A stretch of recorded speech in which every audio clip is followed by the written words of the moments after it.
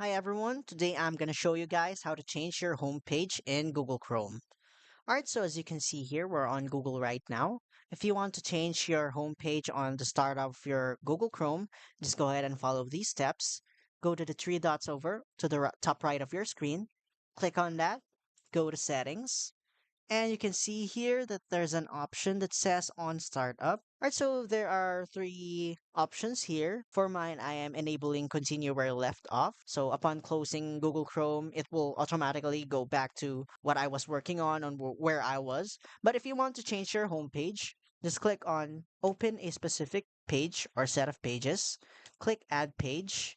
And for example, let's put youtube.com, add that one. Okay, so upon doing that, just close this and open your profile again, and it will automatically change your homepage to whatever you set it.